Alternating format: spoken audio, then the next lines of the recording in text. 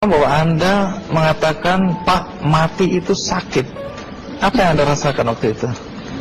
Rasa dada sesak, sakitnya tuh seperti ditusuk pedang, terus seperti kulit binatang dikuliti hidup-hidup. Sakit sekali waktu itu rasanya. Sakit sekali. Terus di dada saya terasa sesak. Setelah itu paman saya mengajar saya mengucap kalimat thayyibah, terus mengucap doa 5 syahadat, asyhadu an la ilaha illallah wa asyhadu anna muhammadar rasulullah. Apa betul waktu roh Anda itu dicabut dari kaki gitu, Ya. Anda bisa melihat jasad Anda? Sempat saya melihat jasad saya pada waktu itu, tapi sebentar. Setelah itu saya dibawa pergi oleh 2 orang malaikat ini. Dan pada waktu itu saya ingin ketemu sama ayah saya. Kebetulan ayah saya sudah meninggal. Dan suatu ayah saya meninggal, dia berusia 55 tahun. Setelah saya ketemu di sana, dia tuh berusia muda. Kok muda? Berusia 17 sampai 20 saya perkira. Anda sempat ngobrol dengan ayah? Sempat. Apa yang Anda sampaikan? Waktu itu ayah nangis. Ayah saya bilang, kenapa kamu kesini nak? Pulanglah, di rumah tidak ada orang. Kasihan lihat ibumu dan adik-adikmu. Tidak ayah, janjiku sama Allah sudah sampai. Dan pada waktu itu ayah saya nangis. Lalu apa yang dia ucapkan? Diam aja dia, terus hilang. Kembali ke malaikat tadi, bentuk yang Anda lihat seperti apa malaikat ini? Dia ini laki-laki, tapi mukanya sama semua. Berapa malaikat? 2. Iya. Fisiknya seperti apa? Seperti berserban, berpakaian ihram, mukanya sama. Wajahnya seperti apa? Wajahnya sulit saya gambarkan. Yang jelas dia ini sama, dua-dua itu sama rupanya. Apakah ada ucapan dari 2 sosok yang Anda anggap malaikat itu? Ada. Apa kata mereka? Waktu itu saya mengalami perjalanan spiritual. Saya disoal oleh malaikat itu dengan sebutan Ma ayyutuka, siapa Tuhanmu?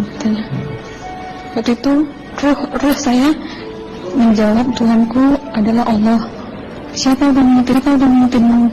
Pemimpinku adalah Nabi Muhammad Sallallahu Alaihi Wasallam. Mana kiblatmu? Kiblatku adalah Ka'bah. Siapa kedua orang tuamu? Siapa saudara maramu? Terus saya diperjalankan. Setelah itu kedua orang malaikat ini memimpin tangan saya, tangan kiri saya, membawa saya ke satu tempat, menduduki saya di sebuah kursi. Pada waktu itu kursinya tuh empuk, mungkin 8 busanya ya, cantik. Terus di sana saya duduk.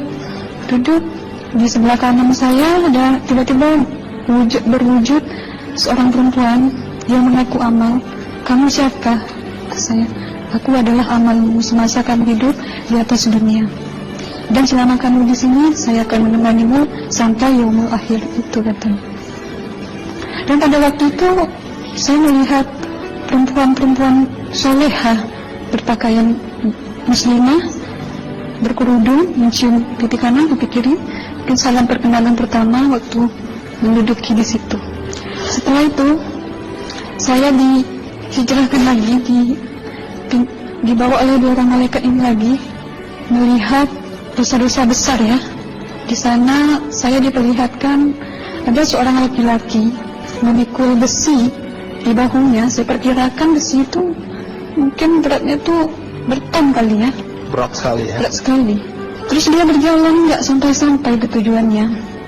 Berlumuran darah nanah, baunya na'udzubillah misalnya. Bajunya tuh sobek-sobek. Waktu itu roh saya disaksikan oleh Amal.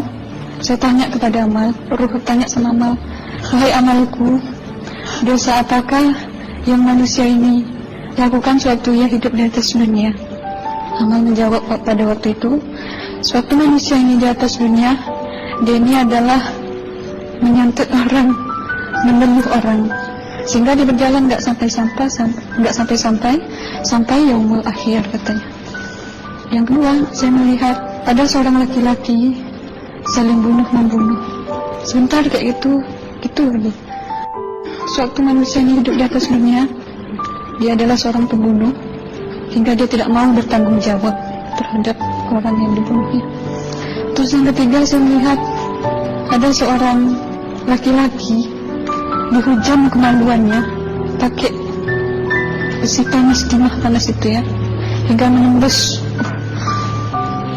Waktu itu roh bilang sama amal, wahai amalku, dosa apakah yang manusia ini hidup di atas dunia? Amal waktu itu menjawab, suatu manusia ini hidup di atas dunia, manusia ini adalah seorang perzina.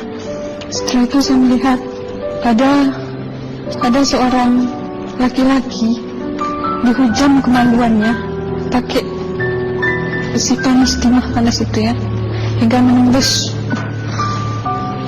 Waktu itu roh bilang sama amal, wahai amalku, dosa apakah yang manusia ini hidup di atas dunia?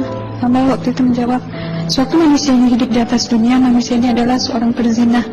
Setelah itu saya melihat ada seorang laki-laki disebati oleh rotan. Rotannya itu menyebati kulitnya tuh hingga lepas daging sama kulitnya. Itu amal menjawab, suatu manusia ini hidup di atas dunia, dia ini tidak pernah sholat Islam, hingga waktu matinya pun dia tidak mengucap 2 kali syahadat. Dan pada waktu itu roh sama amal sempat menghafiz Quran pada waktu itu dengan harapan supaya orang manusia yang Allah siksakan ini bisa terampuni dosanya. Jadi masih sempat waktu itu ya? Iya, roh sama amal yang menghafiz Quran, bertahzim, bersalawat, baca ayat 1000 dinar, membaca Yasin. Tapi sayang, bahkan tambah banyak Allah tidak mengampuni dosa-dosa mereka sayangnya. Setelah itu akhirnya yang terakhir kali berzikir.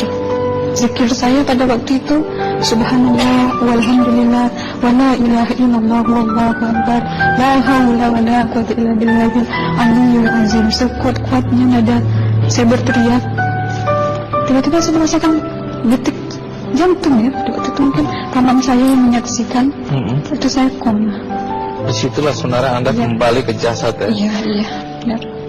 Jadi banyak sekali Anda menyaksikan kejadian-kejadian di alam sana ya. Nah, menarik karena waktu kami menghubungin Mbak Aslina, pada dasarnya Mbak Aslina keberatan menceritakan kembali kisahnya. Tapi kalau toh akhirnya Anda mau sampai di sini dan Anda sudah bercerita, apa harapan Anda pada orang-orang yang mendengarkan kisah ini?